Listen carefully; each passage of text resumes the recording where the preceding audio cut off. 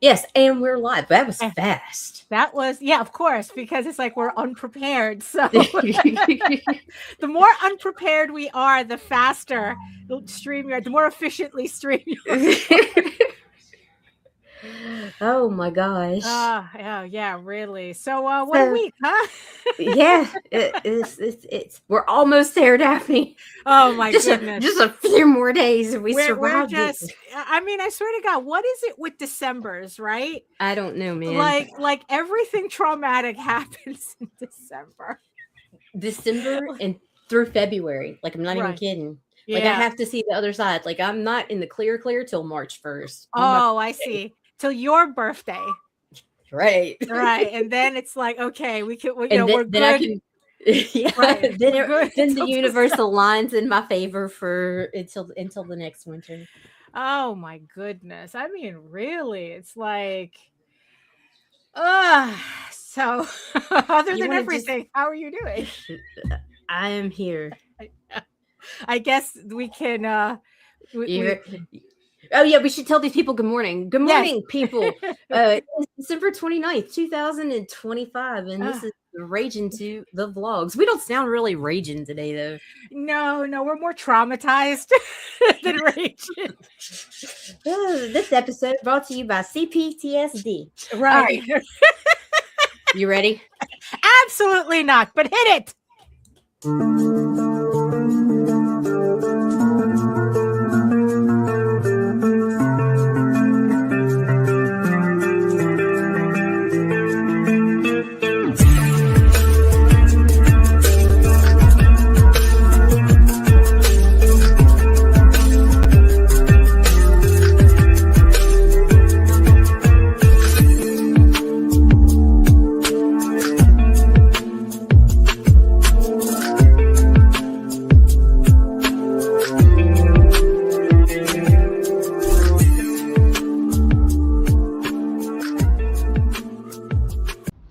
Trigger warning, fuck you. And fuck you. That's well, that's just that just seems to be the theme of the year. Oh my goodness. So who's up this morning? Because I know like after the Let's see. holiday, after the first holiday, everyone's like, oh, gotta go Hello, back to work. Lou Oh, and hello, Joseph. Lou. Good Hello, morning. Good Joseph. morning. Hello. And yes, I see you, our little boogered-eyed people. Eyeball people waking up in the regions beyond. If you're watching us on YouTube, please come on over. Make sure you hit subscribe and join the sexy people in the chat. And while you're here, make sure you like, share, and hit that notification bell so you get notified whenever any of our shows go live. Oh my goodness. It's like I ended up changing the topic of the show at the very last minute. I wanted to keep it kind of like, I don't know, more creative oriented and blah blah blah. But then it's like this morning I was like going, nah. We gotta traditionally ring this out the way we always do in an anxiety filled stupor. Oh, of course, because there's no other way to do this. Right? Yeah, exactly. So I figured that we have a proper end of year show. We're going out with bang. Exactly. So hello everyone. My name is Daphne Lage, and I'm a cartoonist, illustrator, and comic book artist from New York. I have been self-publishing comics since 1992, and you know what that means. I have anxiety. That means I'm in my shell and have a hard time expressing myself. I find it difficult to engage with others. So everyone shut the up because my anxiety is up here right now. All the way up all here. the way up to 11. Oh my goodness. I am the artist for the fantasy adventure Tall Tales. And the creator of Eagle Raven, Heir of the First Unicorn, and medieval fantasy drama you can read online at eagleworks.com. And because, of course, I had to forget something, which I am putting in the chat right now, the launch page for issue 12 is live on Kickstarter right now. I'm still currently working on issue 12, so I don't have an exact date as to when I'm launching. But if you hit that pre-launch button, you will be notified the second campaign goes live, so you can pick up that issue. Also, you can check out all my videos on how I make my comics here on YouTube at my channel at Daphne Lage, Lage Art. Make sure, and like I said, make sure you hit that subscribe button, and please, the algorithm gods, even though technically subscribers, they keep saying subscribers have nothing to do with anything, but you know what? We're not taking any chances. And here I am with my lovely co-host, Nita. Hello. My name is Nita, and I have a YouTube channel. It's the Indie Comics Network because I have a Google account. There's pretty much it. There you go. Yes, and hello, good morning to HR and Farstar Lover. Hello. Welcome back. Oh my goodness. So yes, it's a couple of days until the new year, and so what you've been up to lately? Let's do a little housekeeping before we kind of like get into the conversation. I am finishing off this year with Ethereal. Got a couple campaigns that are live. Getting ready for next year. It's just work stuff and car accidents and stuff. Right, yeah. No, really. It's like Christmas Eve. I was on Christmas Eve. Yeah, right? So Christmas Eve we go out to my mom's because that's what we do to have Christmas Day to ourselves is we sacrifice ourselves to the family the night before. Right. And so we go out, we do the Christmas Eve thing, and the kids get their presents and shit. On the way home, we're driving home like you do, and then all of a sudden I'm being thrown and I don't know what the hell is going on. We were rear-ended traveling in the same direction, and the kid hit us so hard that he bent the steel hitch cap up into a 90-degree angle almost. Right. And you have one of these like giant camper vans, right? This is a large multi-passenger steel frame GMC freaking tank that I'm driving. It jarred the shit out of us, totaled his car. Like, just like there was no, like, I don't know, like as soon as I realized what had happened, I turned around to make sure the kids were okay.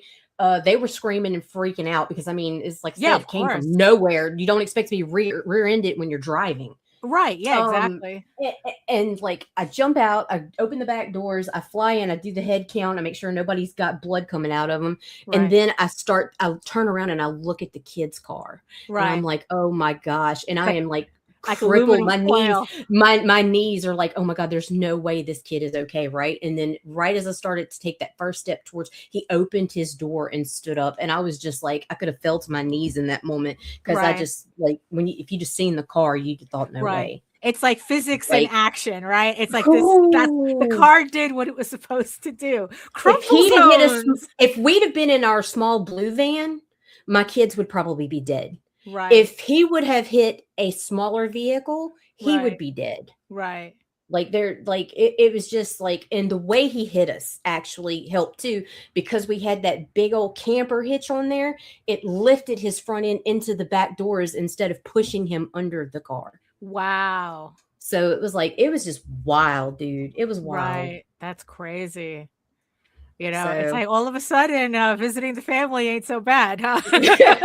Actually, the accident was the least stressful part of the day. Right. Yeah. Well, right. Actually, no, we actually had a really good visit this year. It was surprisingly peaceful. You know, like we did our thing. Good. That's good. Headed home. And then and it was all the kids' first car accident. So so at least they get it all done. It was not a fender bender, so it was like we got that trauma out the way. Right? Yeah. Before.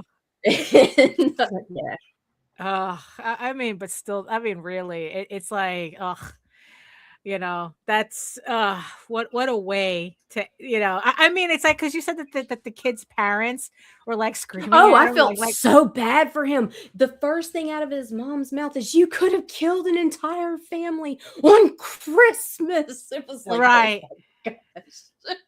And then Chris said his dad was on him pretty hard too. Like, I mean, so it kind of felt bad for the kids since we were okay. Sure, but it's like, it's like, kid thinking he's Vin Diesel, probably bragging on his phone, brand new, pretty little orange sports car. Now it's just like a piece of aluminum foil in a recycling bin. Right.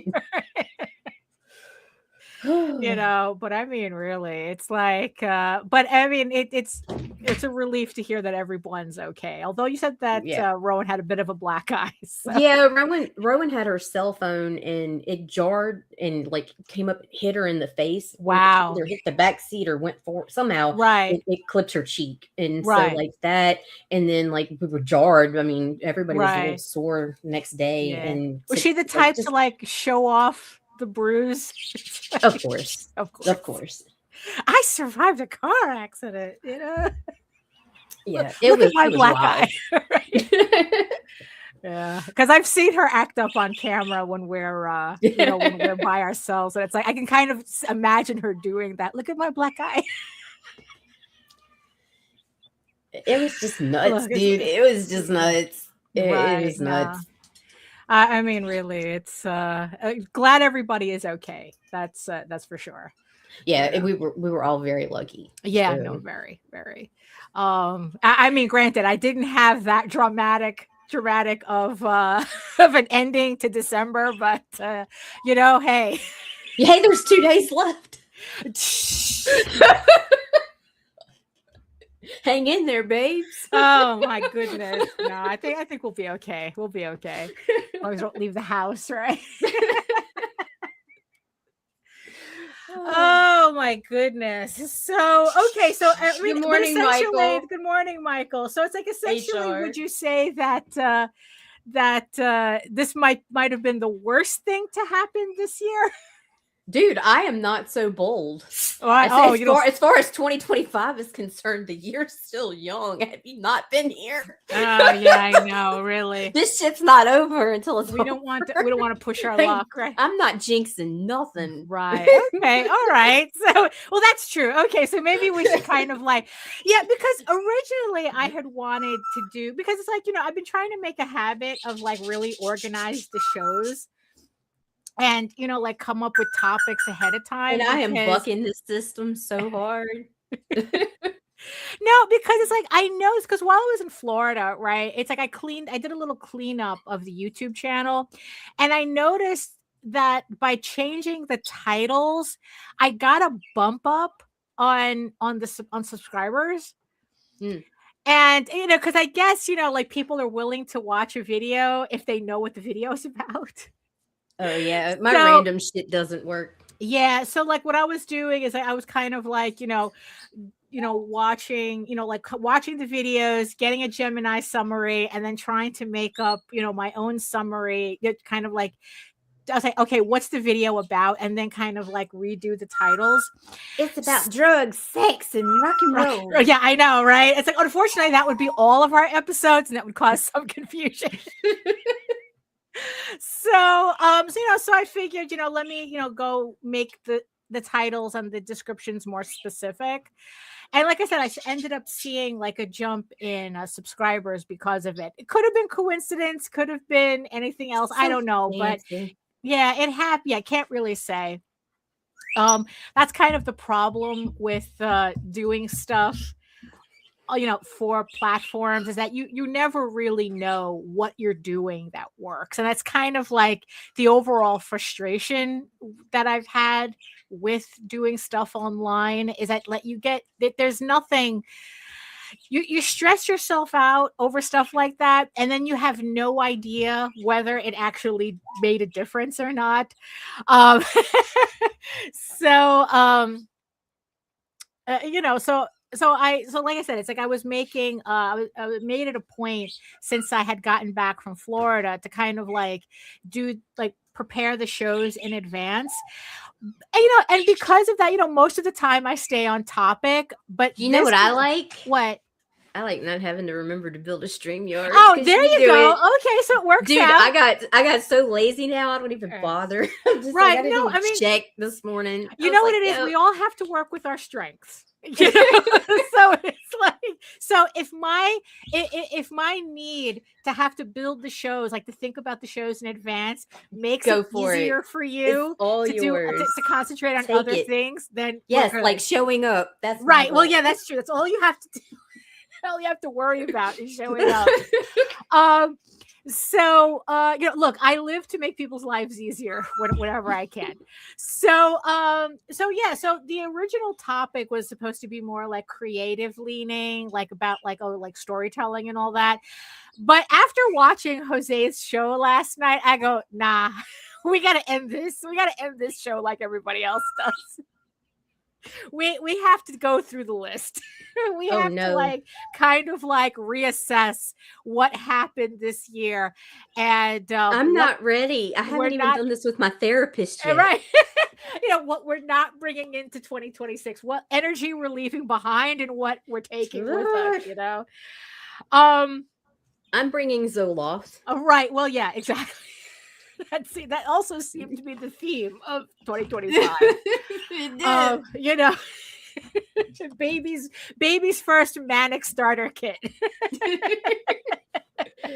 You know, so so that's like, some of the so that's why I ended up changing the name of the topic of the show, because like I said, I was inspired. I didn't know there was a test. No, really, it's like, it's always, I swear it always feels like it's a test, honestly, that we don't get the study for. No, so yesterday, right? So last night, if everyone missed it, Jose did his show, which you can find in the playlist or on his channel, and and they were talking about like, what advice would you give to somebody who's just starting out in doing comics? Right. And of course the run, right? Of course the joke, the very tired joke, obviously, is don't do it, right? Which someone had done that on a previous show of Jose's, where that the topic came up again, what advice, and someone had said, oh, don't do it, right? And at that moment I had found myself like, I know it's a joke logically, but I was like really irritated because one, it's a really tired joke. And it's like, and two, it's like, you know what, it kind of got to a point. Yeah, exactly. We all failed. You get an F, and and it's like, I don't know, it's like, because this year, if there was an overall thought process that I had for this year, is having no patience for people who are doing this without taking the creative side of it seriously. Like, if you're just coming in thinking that you're going to do comics, make money on Kickstarter, and then and whatever, and that's like your only goal, is to kind of like, oh, this is, I'm going to make money on Kickstarter, doing comics. I just found like I had zero patience for people who were like this year. It's like I just had like absolutely zero patience. It's like, look, in the end, what you do is your business type of thing. Like, it's like, but like, if you open your mouth and the only thing that's coming out is market share, that it's like, it's funnels, it's activations. It's like, I got you. It's I just like shut off at that point. It's like, you know what? It's like, yeah, there's the trophy. You see, I think that's also representative of what I also learned at this year. It's like how, like, kind of like fighting the two sides, to be the side that cares too much and the side that's like zero fucks given. Yo. Like, that was kind of like, I have two wolves inside of me type of thing. Why won't you go? And And like I said, the main thing was not having any more patience for people who just see this as just kind of like a marketing scheme rather than an extension of the art they need to make. And who is doing that? It's, and it's like, well, don't you know everybody's gunning for a Netflix deal, Nita? This was the year of the imaginary Netflix deal. It's either the year of the Netflix deal or the year that I'm the next image or the right. Yeah, it's like, the same. Right. Same old, except same this old. year I had like even less patience for it. And it's like and I've been listening to a lot of more, like I've been really curating the whatever I try to like consume on the internet. And I've been listening to a lot of like philosophical like art videos. So it's like a couple of years ago I had really gotten into like just philosophy in general, and this year I found it's philosophy / art, like art philosophy essentially. And I think it kind of started with listening to Rick Rubin, and then like kind of like, even though technically people say that's like Rick Rubin is not really the best person to listen to, because this is a motherfucker who made billions off of representing some of the greatest musical artists of all time, and he's telling you to like follow your heart. It's like, yeah, I get it. But it's like, I think that the issue that it really points out, because there's this other guy, I forgot his name, where he was a graffiti artist who he became a millionaire by doing a mural and getting paid in Facebook shares. Oh, geez. Yeah, it was either Facebook or Google shares. I don't remember which one. And then it's like when they went public, he became a millionaire overnight. And the thing is like, and I think that, they kind of represent actually what a lot of artists want to become, that we want to like have like, yeah, it's like these are rich guys who are telling you to follow your heart, but like that's kind of like the weird privileged position you kind of have to be in to do that, because it is hard to follow your heart when when you're stressing over whether your rent's getting paid. Right. So it's like, and I'm not saying you have to be a millionaire to be that, but the thing is though is that art is still art regardless. And and it's like, and I guess I realized this year that I'm in a privileged position to say, to kind of like be irritated at people who are only in this for the money. I'm kind of like the low end equivalent of Rick Rubin, where it's like, yeah, follow it. This is all about art, but it's like, yeah, bitch, you don't have to pay rent. So of course you could say it's all about art. But that doesn't mean that my irritation at people who are only in this for the money, isn't valid. And so that's kind of like the mindset that I've just kind of like been fighting with this year. It's like, especially since at the beginning of the year I had pretty much come to the conclusion that marketing is bullshit. That we've spent like 4 or 5 years like really like trying to study this, and algorithms and funnels and the whole thing, only to really come to the conclusion that the only thing stopping me and a lot of other creators from really making it, whatever that means, is money.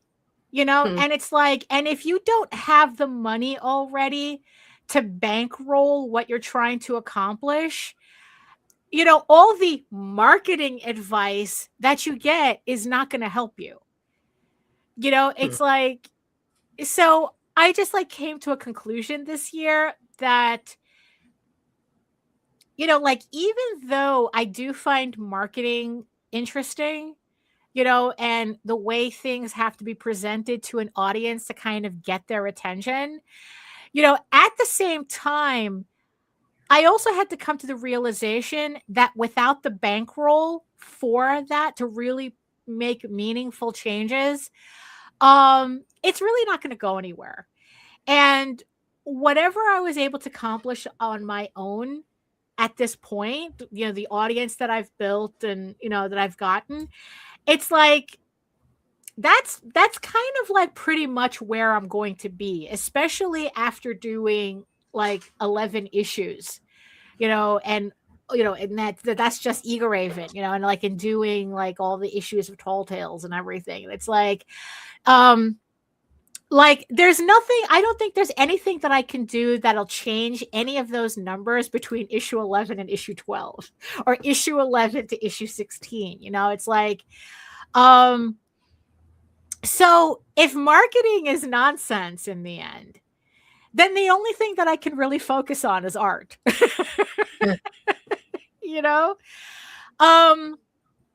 Especially since, I'm not making anything that you can say is to market, that I'm not making something that's specifically for, whatever market, like pretty much if it boils down to, if you're not doing titty books and if you're not working on legacy IPs, good luck making your $2,500 on Kickstarter. I mean, that's pretty much the extent of it. It's like, there's very specific markets that are thriving, very specific people that are thriving. And, and if you've made the decision to not do what they're doing, your expectations has to be very, very tapered. And, which kind of leads into the show that Jose's show yesterday. But I mean, like what was kind of like, what were you seeing on your end this year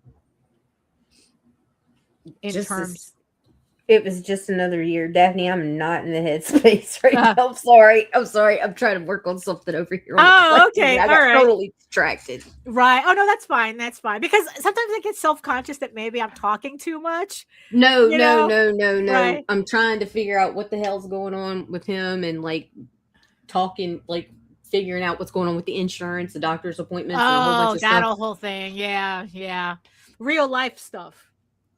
And it's like, yeah, it's like, and that's also a funny thing too, right? So yesterday, like I said, there was this talk about like what lesson, knowing what you do now, what would you tell somebody starting off, right?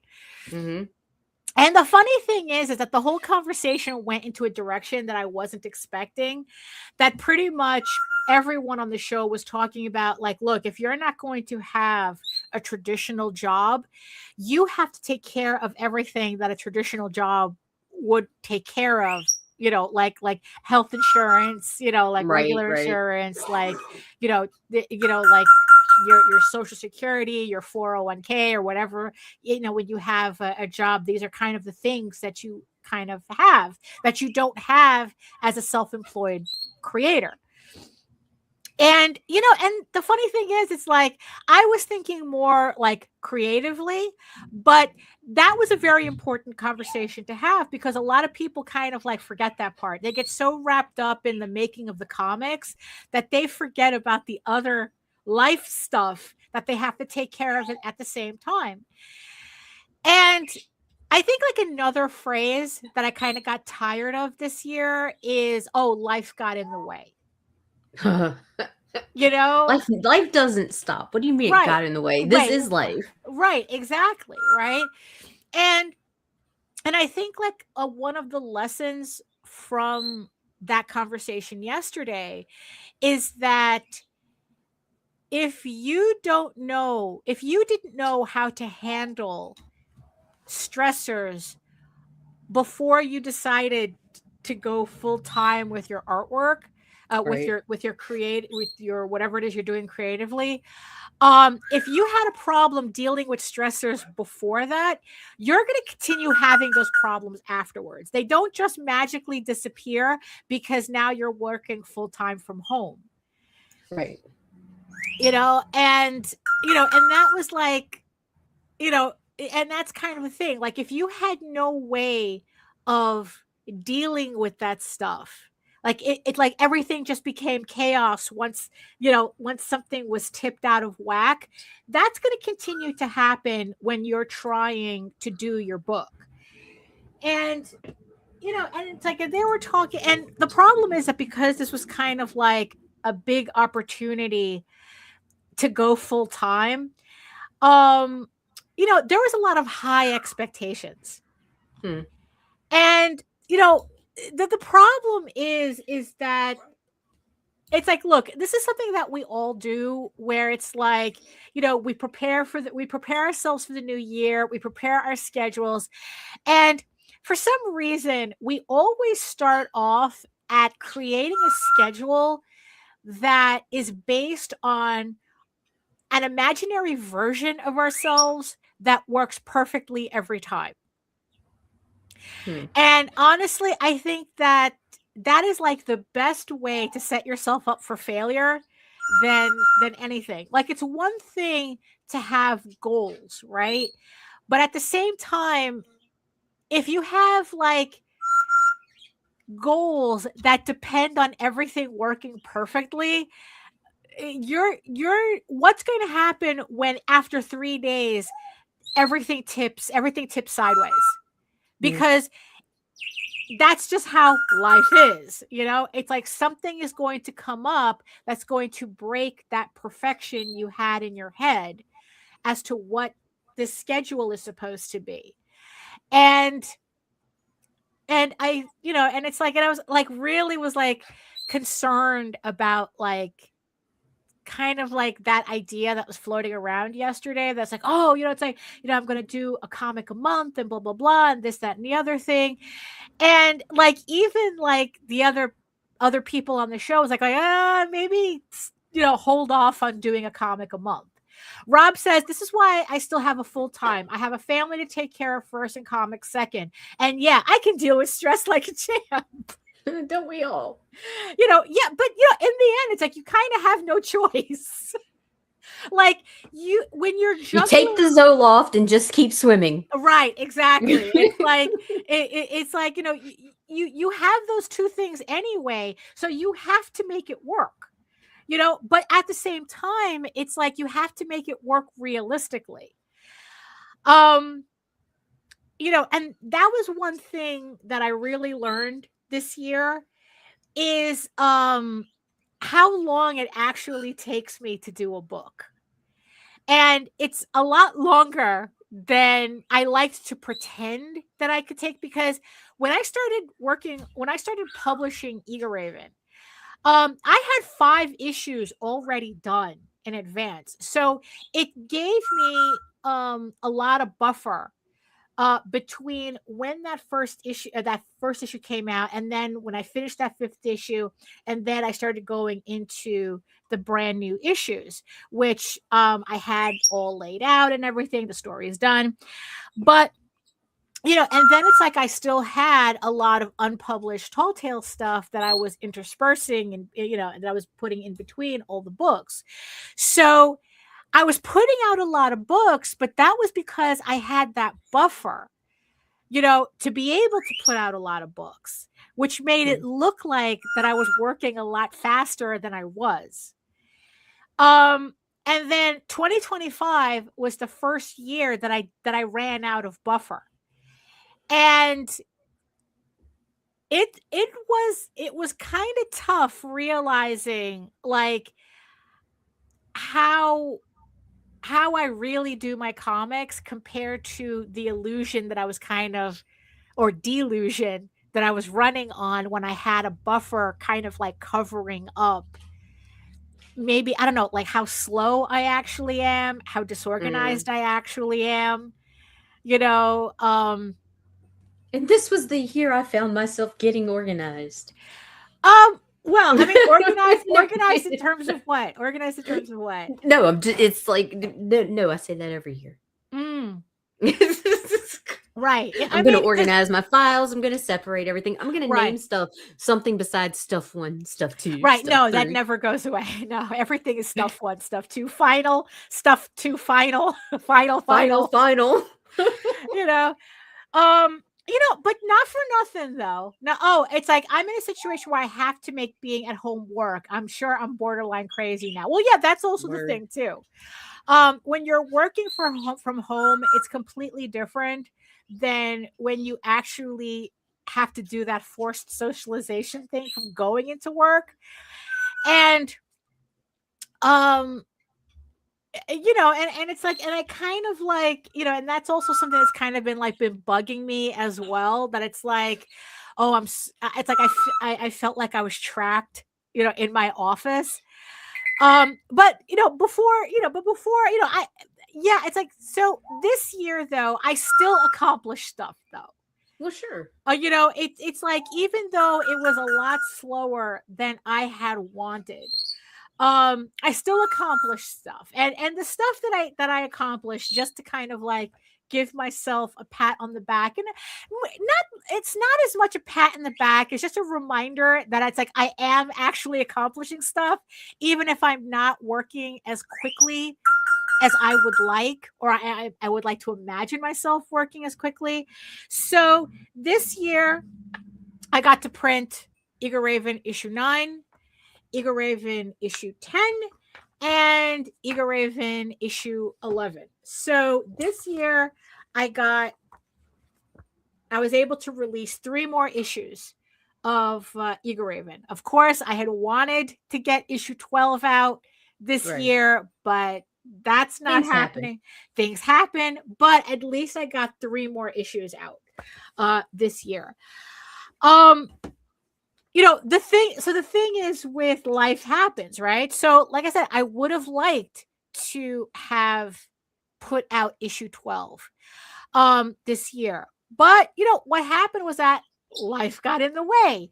So I had a combination of an opportunity that came out, that an opportunity had come up early in the year that required me to kind of like shift my focus for 2 months. But unfortunately that thing fell through, and whatever, and that put me behind in terms of the work that I actually wanted to do. And then I had this whole thing with helping both my sister and my mother move within months of each other. Yeah. And we're still in the process of, we're kind of done with like phase 1 of with my mother's move. Now we just require some other things to happen, and then it's the whole thing about bringing her up to New York, getting her situated here, and the whole thing, right? But that's kind of nothing. I mean, that's easy to do. We kind of have that planned out already. The tough part was dealing with a moving company, which was a nightmarish experience. Moving companies are shady businesses at best. Absolutely. To say, especially over great distances. Yeah. So that was a very expensive mistake that we ended up making, but it's done. It's over with. The hard part's over.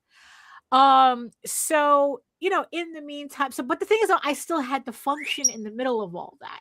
There was no, I'm just going to lie in bed and rot until all this passes over. No, it's like, if I still need the work to get done. Right. So that's why the whole thing about, life got in the way. It's like, no, life happens. You're the one that has to maneuver around it. Yep. So I don't have. We must adapt. Yeah. It's like, yeah, you have to adapt. It's like, that's true Darwinism. It's not survival of the fittest.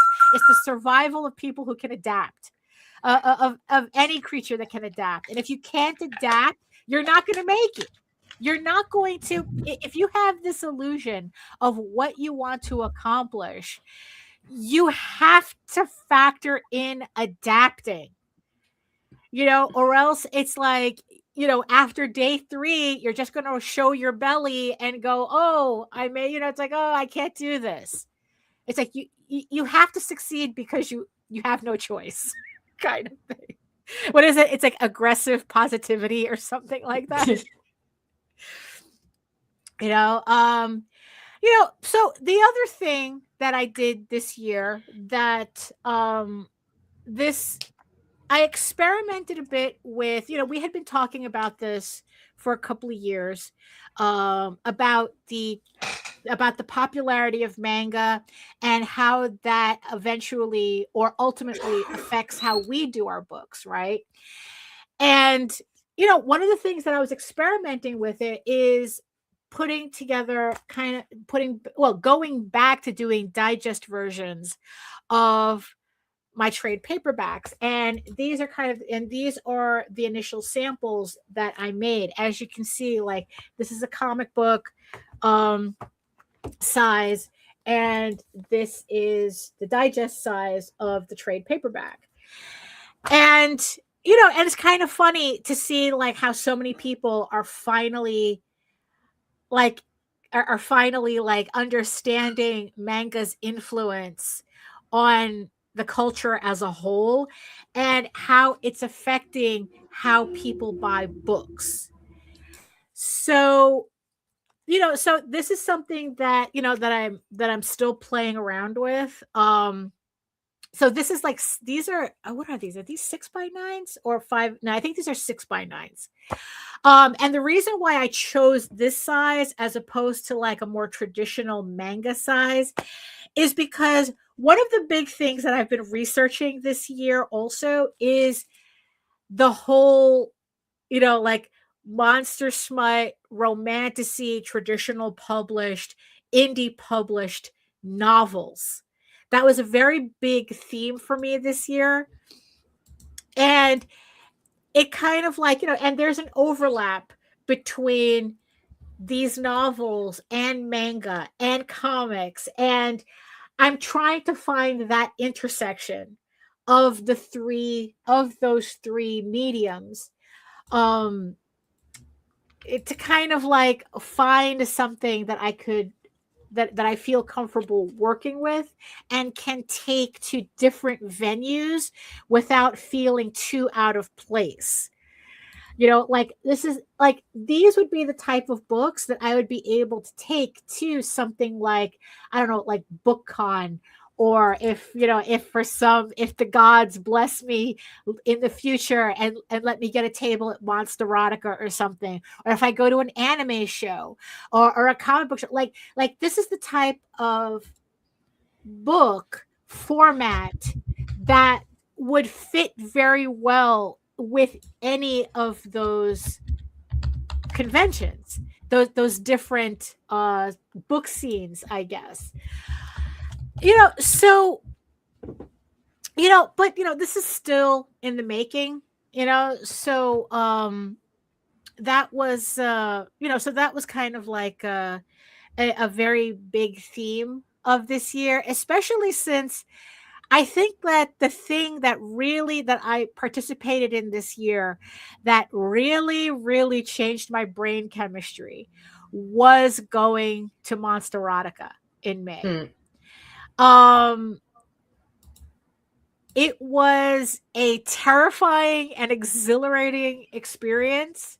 I didn't get to do what I wanted because I literally chickened out. I was just so like overwhelmed. And mind you, it's not like it was a big convention, but like I had never done anything like that before.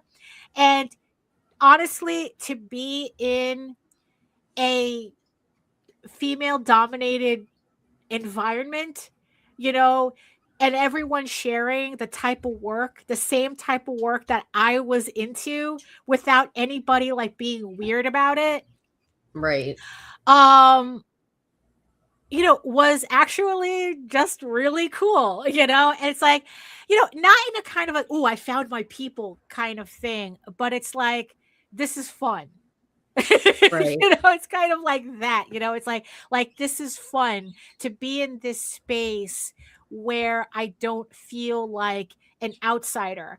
It's like, it's like at comic book conventions, it's like I'm competing with hobbits and Superman. I mean, it's like that, two things that, actors and IPs, and it's like two things, legacy IPs, and it's like that's not, it's like, and then it's like, like something like anime shows, I just feel so incredibly old and out of touch at an anime show. And the thing is, it's like, and unless you're doing like fan art of these very like, like I'm just so completely out of it that I just can't relate. And and I can only hope like I could try to target my stuff to anime heads, but it's kind of like I can't relate to what they like now and make decisions on marketing to that angle. So I feel like very, very out of touch. But with Monsterotica, it was very different. I felt like, oh, it'd be very easy for me to kind of get into that headspace, to get, to do, and it's like, and I know that I said that marketing is bullshit, but like I said, also like marketing is also like a puzzle that entertains me.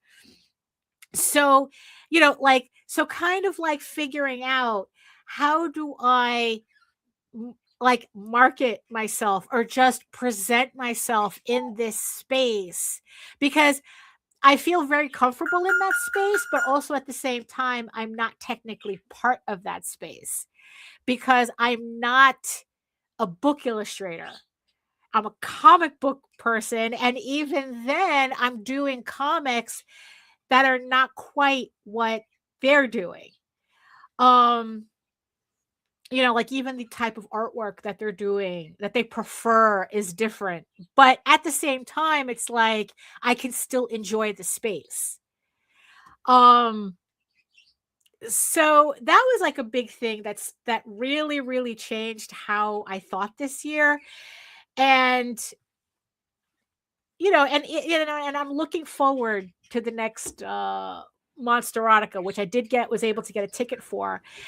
And I'm kind of playing around with the idea. It's like, okay, I know what to expect now. Is it possible that I could be less chicken shit on the second try and hand out portfolios to these authors? So, but I don't know. We'll see. We'll see. So that was like a big thing for me that really that really made me think differently this year. But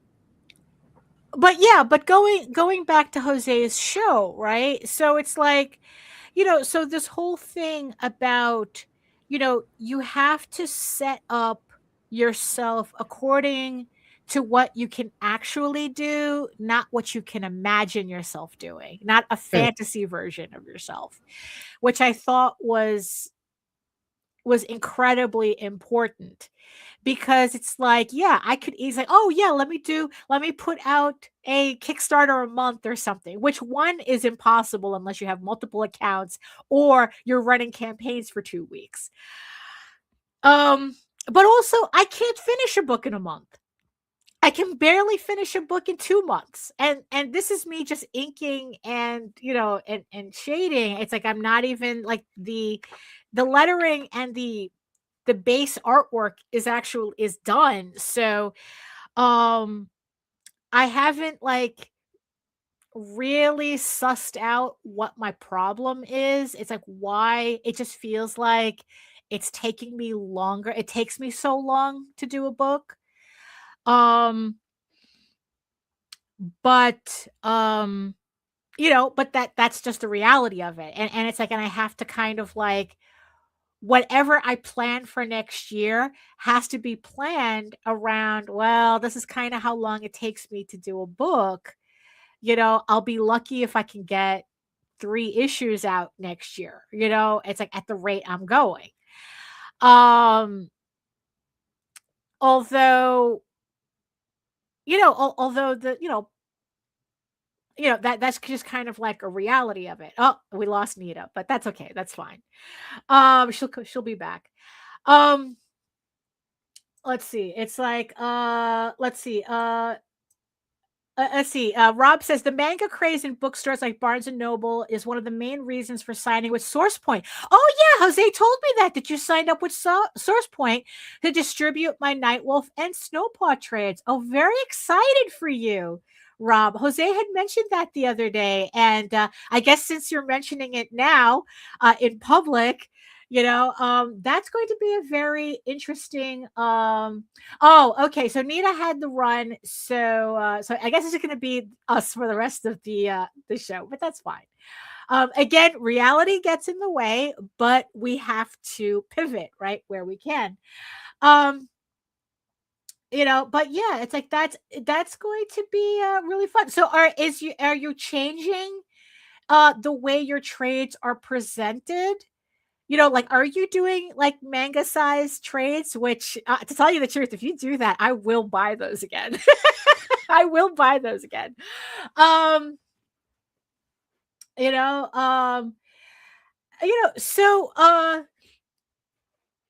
another thing that that I kind of like learned from or I learned just in general, like the big lesson this year too, which was the reason why I had wanted to talk about writing, like storytelling.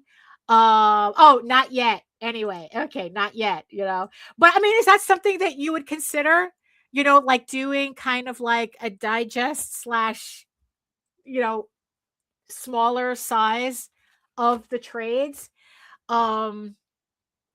Just to be able to kind of like hit that market, because it's like, because Nightwolf and Snowpaw kind of have, well, Nightwolf in particular kind of has that pseudo manga style, I guess, depending on the artists that are working on the book. So it's like, I kind of wonder if it's like, oh, it's like, if you like, would that allow you, like, you think that would like give you access to another type of audience just by doing that size? But I guess once I get credit cards paid off and there was extra funds, yeah, well, that's also the thing too. So the big thing also, the piece of advice that I gave, but because the guys had gotten into this whole thing about 401ks and you got to really, like, insurance, and you got to make sure that your financial background is taken care of so that you can do your artwork properly, like, you can do your comics, because the one thing that really stuck in my head this year is that it's all for nothing if your story is not finished. And that was like a really, really big thing. It's like another thing that I really had no patience for this year is people who say that, oh, my comic book is 128 issues. My comic book is 50 issues, when they can barely do an issue a month. I mean, an issue a year. It's like, you're running Kickstarters. It's like you're putting out an issue a year, and you're telling me that your epic is 128 issues.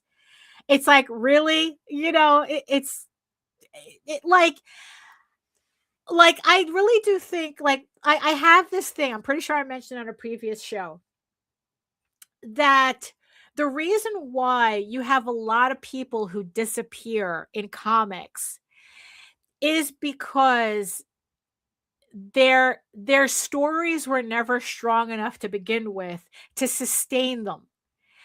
It's like, we have, they either come in two flavors. You either have the creator who keeps redoing their issue 1 because, oh, my artwork got better and the story changed. So they're constantly redoing their issue 1s. They're instead of like, so they'll have 8 versions of issue 1 as opposed to having issue 8. Or you have the other person who they just disappear. That maybe you'll get a 3rd issue out of them, and then all of a sudden you never see them again. And it's like, and in the end, it all boils down to the story was such weak sauce that it couldn't sustain the meal. Like what if your meal is your story, if it's your series, your story has to be able to sustain it.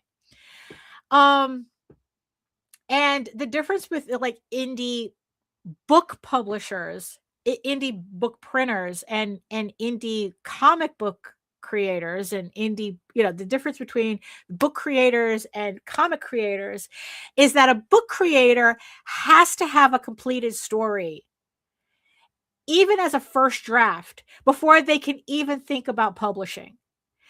There is no publishing chapter by chapter. No, it's very rare that people do that. And when they do that in traditional publishing, it's because they have I think Stephen King did that. Where he was publishing little chapbooks of chapters. I forgot what book it was. But it's incredibly rare, and you can pretty much say that nobody really does that. It's either like all or nothing. You either have published the whole book or you don't, but the bottom line is that you need that finished first draft to start with, which is something that doesn't happen in comics. People just get, they fart out an idea on a napkin, and then they go, oh, we got to hire somebody to do an issue 1. And then what happens is that those are the people who are more likely to crash and burn by issue 3, because they realized that they didn't have a coherent story to justify what they were trying, the series that they're trying, the epic that they're trying to do, or the series that they're trying to do. So, so this person was talking about, oh, I just want to make monthly comics. And I guess like later on, it was just like, well, what do you mean by that? Like, what's the purpose of that? What are you working towards? If it's just a hobby, do whatever the fuck you want. Right. But if you're kind of making a business decision to stay home and do comics, you're already setting yourself up to be that this is not a hobby, that you're planning on this paying off somehow. And the issue is that, well, can your story sustain that?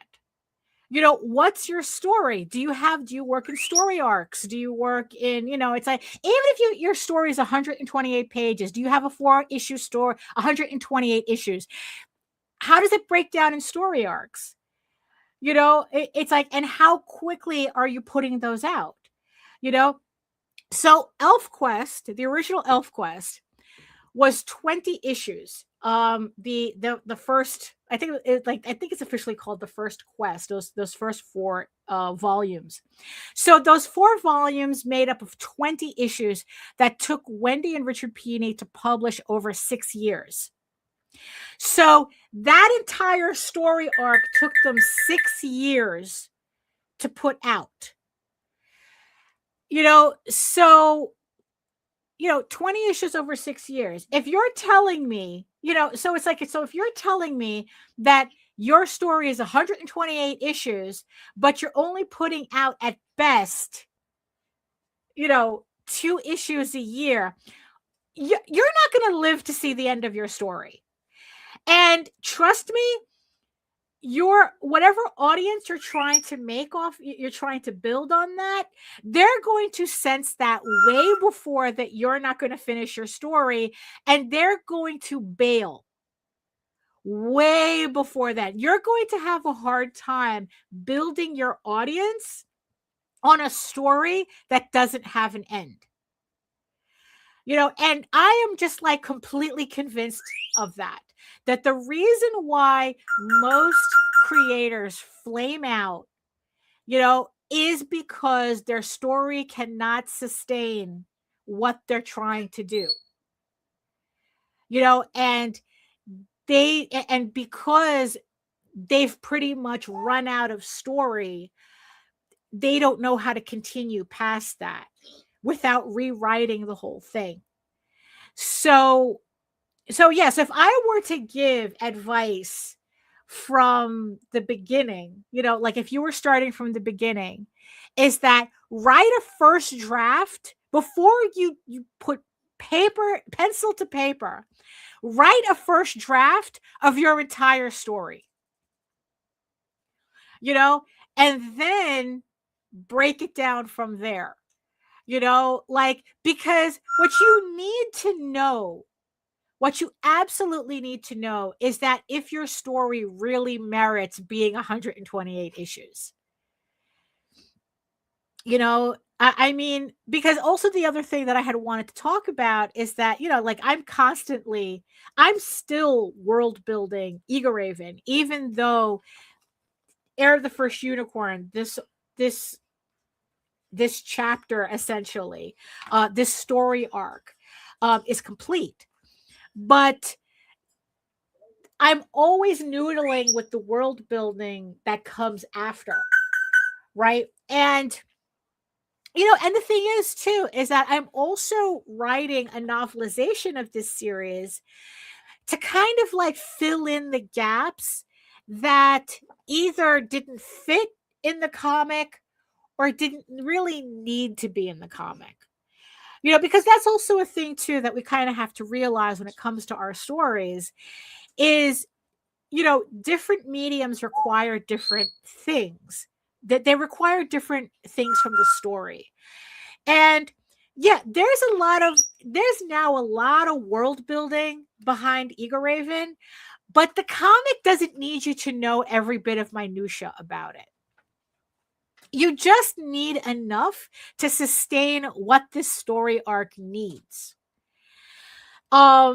So once the story arc is done, I could just compile everything into one book or into, if you count the prequel, the 5 digests, and then that's it. That's all you need to know. Right? But you will have a complete story that goes with it. So the novelization, what that allows me to do is to add in all the in-betweens that, as a comic, like I said, doesn't really need to be there. But I think the story benefits from you knowing it if you read the novelization. You don't need to read the novelization if you just want to read the comic. But it gives me an opportunity to world build without affecting the comic. And honestly, it was kind of a thing I wish I had thought of before, while I was doing the comic, realizing earlier on that it's you could actually kind of truncate certain ideas in the comic if you're just going to put them in the novelization, so it's but I'm not going to go back. I'm not going to make that mistake and go back and redo pages or redo dialogue to make up for that. It's done. That's what it is. And we're going to move on. And, and like I said, it's I think that's what really trips up a lot of creators, so it's you can have the marketing, you can have the money to bankroll it, you can have the audience, right? But if you don't have the story that this is all based on, if your story doesn't work, the rest of it doesn't matter. And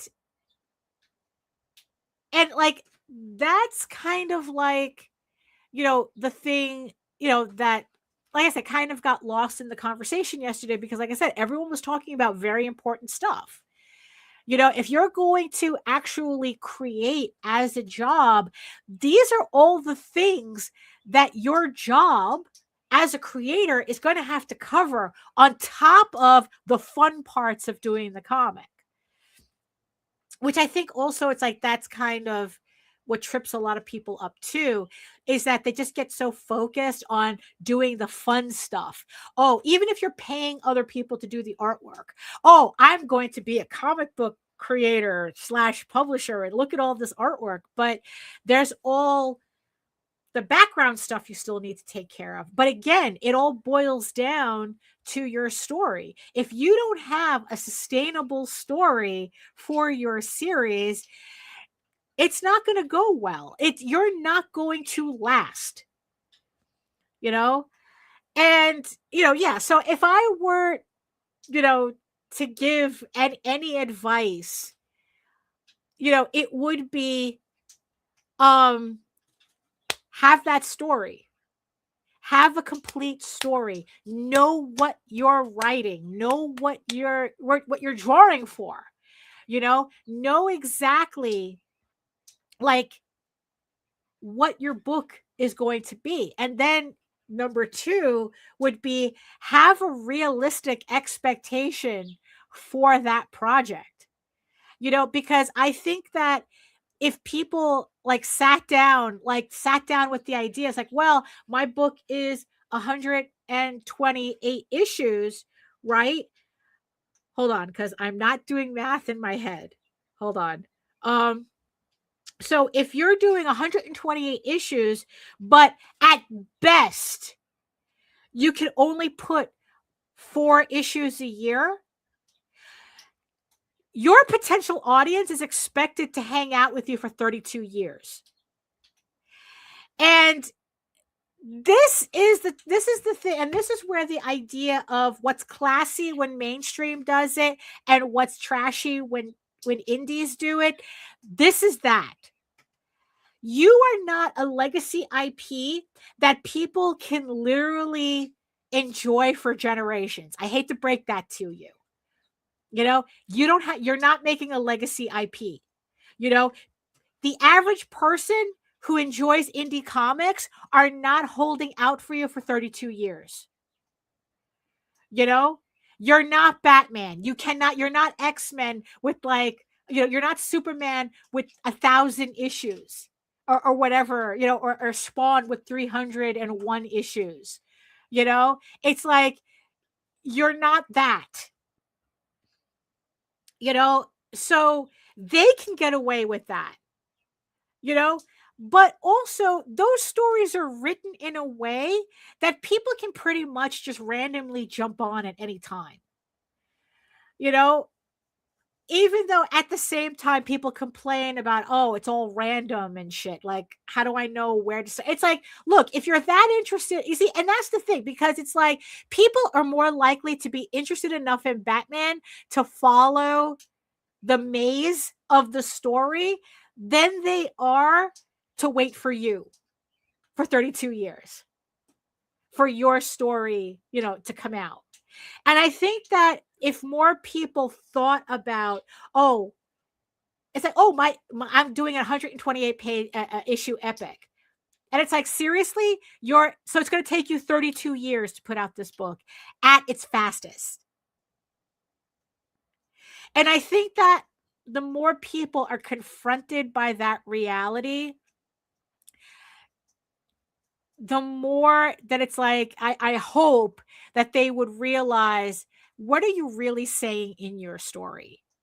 Look, I complain about 1,000-page romanticides that it's just the barest thread of a plot just stretched out over 1,000 pages when it could easily, their entire series can easily be fit in one book.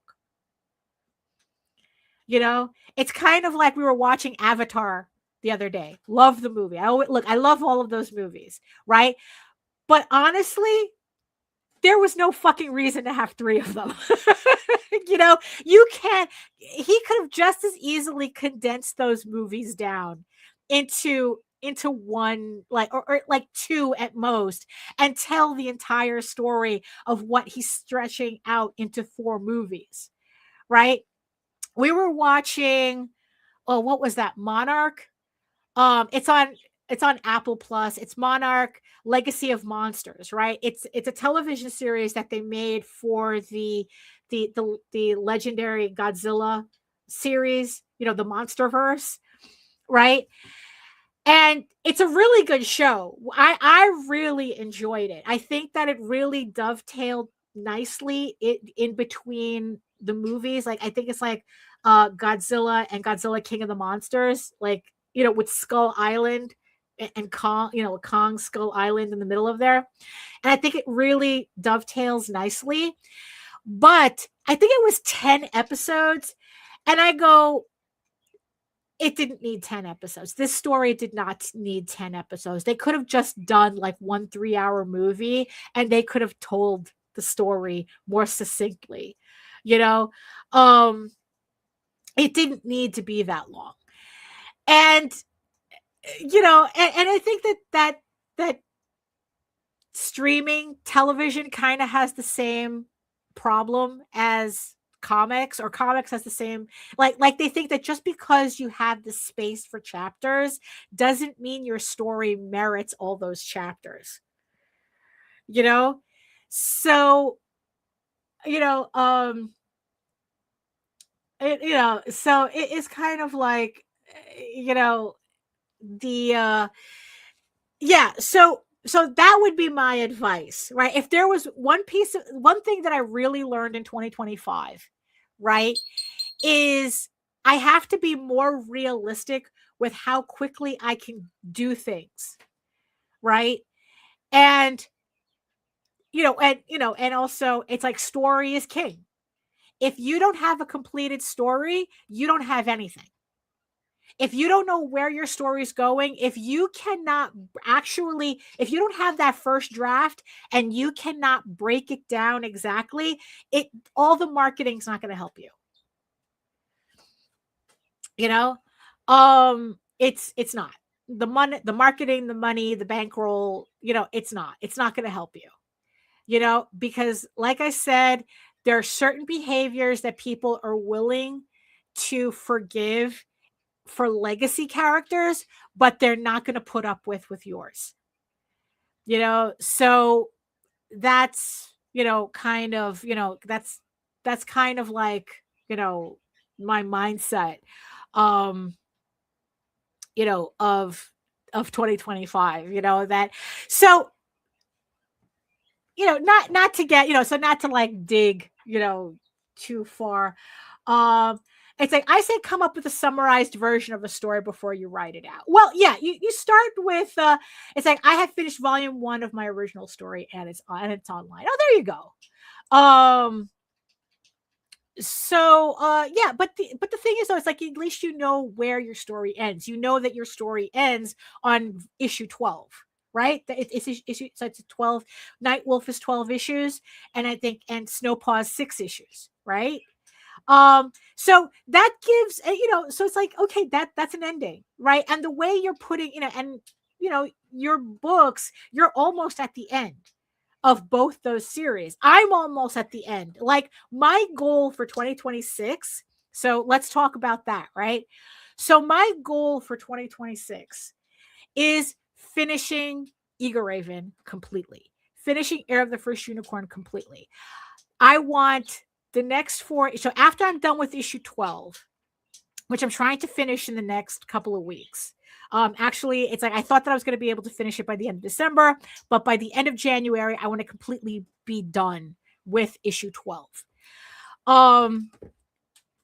So, and then it's like I want to release issue 12, on Kickstarter. I want to release volume 3 of the trade paperback, and I want to release more sketchbooks in the meantime, and the thing is that while this is happening, I want to finish Eager Raven, Heir of the First Unicorn. I want to close that chapter out. I want it completely finished by the end of 2026, so that in 2027, I could just release those issues and call it done. Right? Because also what that allows me to do is that it allows me to mentally move on to editing the sequel, which is my novel, right? And also it allows me to move on with the novelization, editing the novelization. Actually, technically the novelization would come first before the sequel. Yes, done as in done, and done. Yeah, you can't get any more done, right? It's like, and then my goal is to finish the second story arc of Tall Tales, which I'm missing only 2 issues of. So to finally get that done, and done, right? And I think that that's very important, because also what I think too is that completed books are much easier to sell. I think we're in a space now where people want completed books. That's why, like, trade paperbacks, people are saying, that trade paperbacks are really going to be king. It's like everyone's kind of like, of course I'm speaking generally, everyone's getting fed up with individual issues. Only very particular people collect those. But like for the broader market, people want to see trades. They don't want to wait. They don't even want to wait a year, for you to put out your issues. It's like, just put out a trade and I'll be there. That's kind of like, and I can't argue with that, because I'm the same way. It's like, put out a trade and I'm there, because I cannot handle individual issues anymore. It's like, you got a trade coming out, then I'll get you on the trade. It's like, it's only very particular creators that I will consider buying individual issues from, but even that's rare, very, very rare. And I'm just waiting for, trades. And I think that this is what more people are doing. And especially with how manga is pretty much dictating a lot of the market. It's like, people don't want to read individual issues in the broader market. That's just what it is. That's just a reality of it. And it's like, yeah, and done, and done means that my books will be able to be an easier sell in that broader market. Right. Rob says that's another reason why I signed with a Source Point. We're gonna keep an eye on you, Rob. Definitely. Because it's like, look, I think Nightwolf really does need to be in the broader market, and I really want to see how that works out for you. The world needs more werewolves.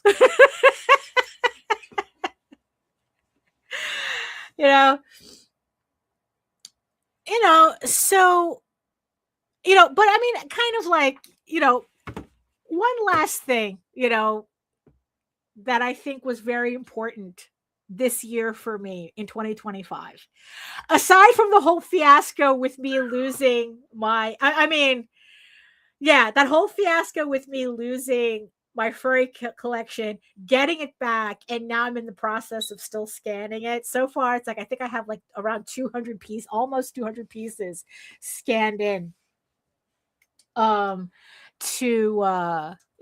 kind of like finish my archive, which again will allow me to put out more sketchbooks next year, which will be good.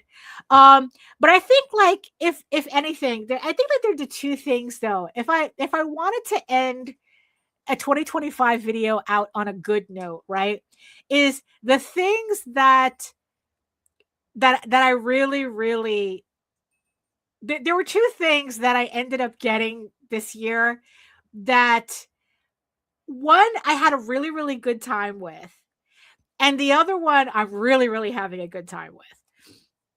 And the first, the thing I think that really made my year was buying a Wacom Move Inc. 11. So I was talking about before how it's like, I really hated feeling like I was tied to the office, right? And also the fact that I had to go to Florida for a couple of times. I really didn't like the idea of not being able to work. And short of buying, I didn't want to spend $2,000 on a new laptop. I really didn't. But this year, Wacom had finally put out an Android tablet And very, very quickly, I learned it was worth every penny. And I would buy this 10 times over. And this tablet allowed me to draw in places that I would never have considered drawing in, like on an airplane, at the airport, just being able to work on my pages, work in bed. I mean, it's like sometimes I do that, like I'll just take this, I'll just go up into my room and I just work in bed, and I'm just working on pages, and getting stuff done. And it's like, what it taught me two things: that I actually don't need a larger screen. I always thought I needed a larger screen if something were to happen to my Cintiq.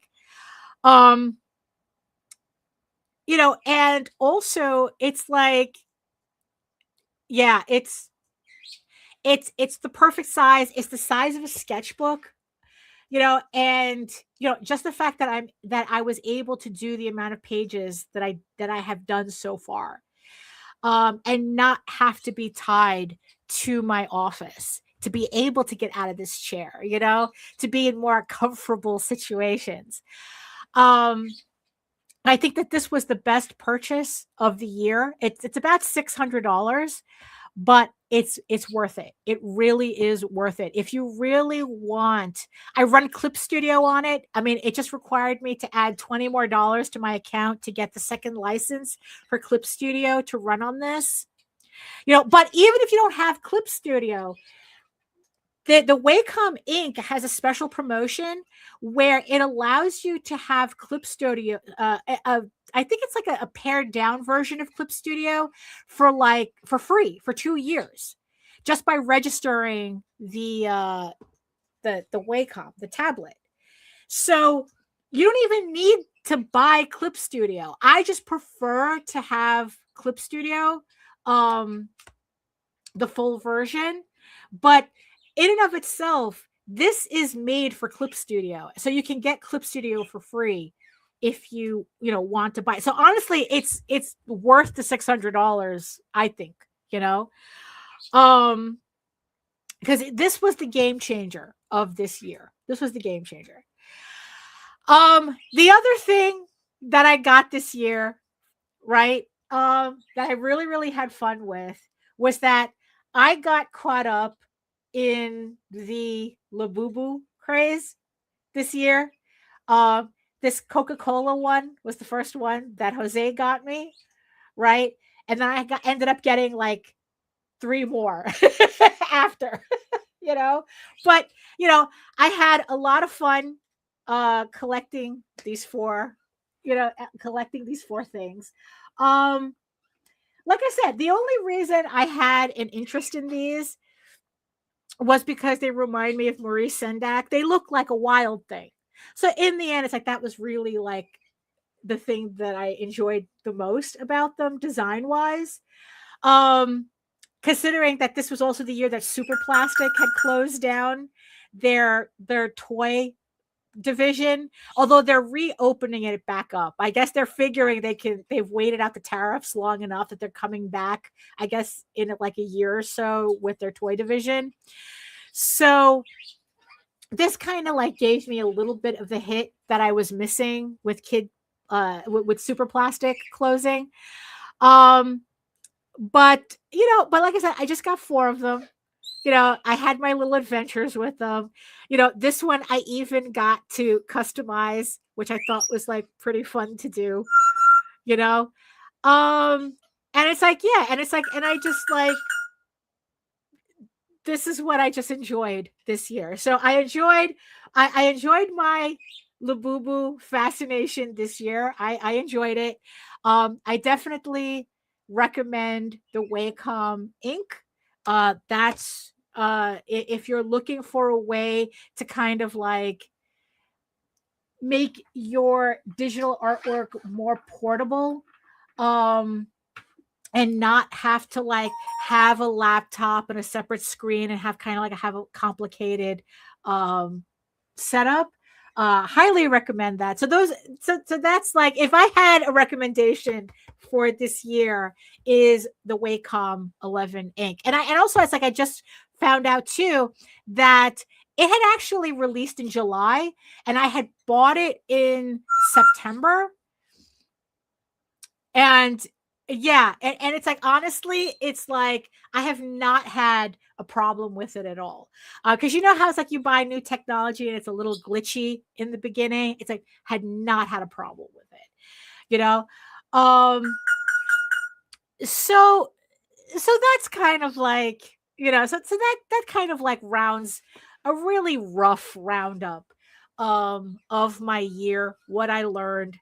And like I said, what I'm bringing into 2026 is a more realistic assessment as to how much work I can get done. A less dependence on marketing. You know, I'm, like I said, I'm still curious about it, but I'm not going to put like, oh my God, if you don't do this right, you're not going to be successful. Don't worry about it. You're not going to be successful anyway. You know, not in the way, you know, a lot of these guys are imagining. It's like, look, hate to break it to you, but you know what? It just means you're free to do whatever you want, you know? So I'm not worrying about that. Another thing that I'm not bringing into 2026 is a heavy dependence on social media. I've really stepped back in how much I post on social media and how much I use social media. I've pretty much narrowed myself down to YouTube and my mailing list. So it's like, I just feel that it's just more important to cultivate the people that are following me already. And you know, and just see what goes from there. Because like I said, it's like after 11 issues, I think this is where, you know, unless something drastic were to happen, this is pretty much where I'm going to be. So I might as well just cultivate. Yeah, it's like, relax. It's just not going to be 128 issues. Exactly. And my goal for 2026 is just to finish as much as I can, you know, and that's it. You know, it's like, shit's gonna come out when shit comes out, you know, and it's like, and it's like, I'm not gonna pretend anymore that, oh, it's like, this is, oh, I'm girl bossing and shit like that. No. I never was doing that. I never liked doing that. I think that I just got caught up in an environment, in a very delusional environment, and I refuse to participate in that anymore. So that's staying behind in 2025. So that's staying in 2025. So yeah, so I think it's going to be, so 2026 is going to be about, the theme for that is completion. You know, that's going to be the theme, completion. And more experimentation with formats. My goal for 26 is to do more on my channel. I mean, I would like to put that as a goal for myself, because I did, you know, I do kind of miss doing the studio vlogs, but again, it's kind of like something has to give. And I don't think I'm that interested in YouTube like that. For me to actually dedicate time to it, you know, that I would rather that time go into finishing my books. So, you know, we'll see how that goes. And the thing is, that's also the reason why I do the streams. I think the streams are a very easy way for me to kind of like, you know, make videos on for YouTube, telling my story essentially, and then, and then going from there, as opposed to making like a dedicated, edited video. But so that's kind of it. I mean, there's still a lot that happened in 2025, but I don't want to like keep going, and in the end eventually boring everybody with my rundown and assessments and stuff. It's like, look, you guys all know what you need to do. In fact, it's like if you're watching this on the replay, tell me in the comments. It's like, so what are you leaving behind in 2026? What are you bringing? What's the energy you're bringing into 2026? Because really,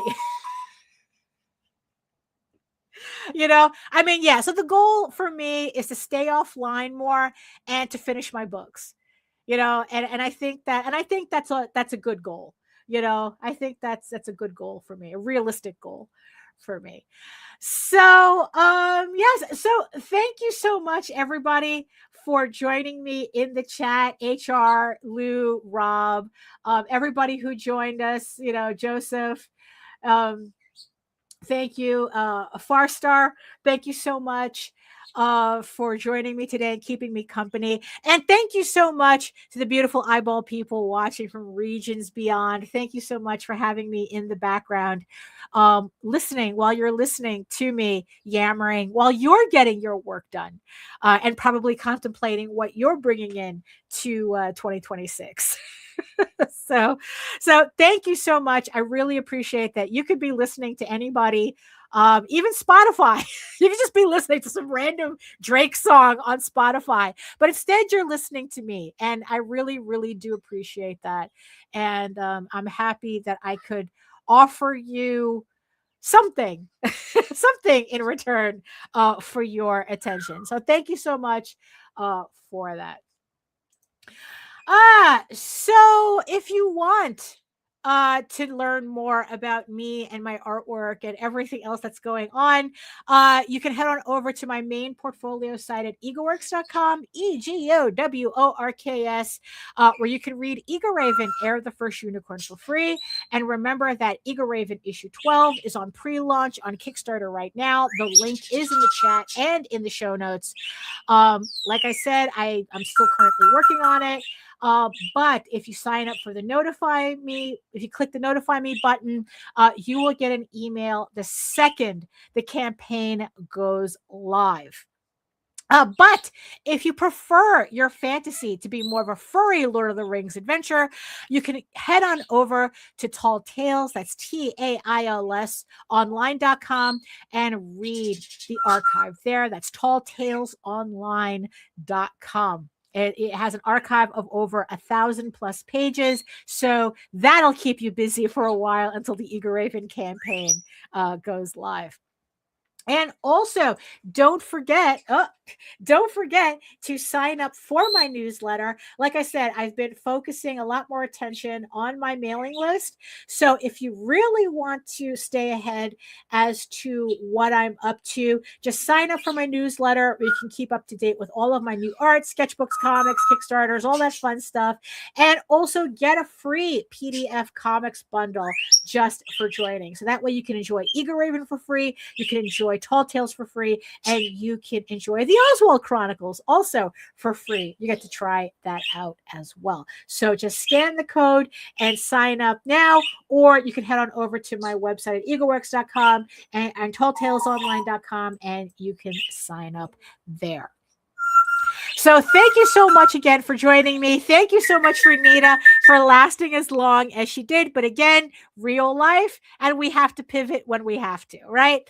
So thank you so much again. And in the words of the ancients, eat your food, moisturize, mind your business, and do the work. Because when you actually do the work, you never have to fake any of your accomplishments. Thank you so much again, and we'll see you next time. Well, then get your shit together. Get it all together and put it in a backpack. All your shit, so it's together. And if you gotta take it somewhere, take it somewhere, you know? Take it to the shit store and sell it. Or put it in a shit museum. I don't care what you do. You just gotta get it together. Get your shit together.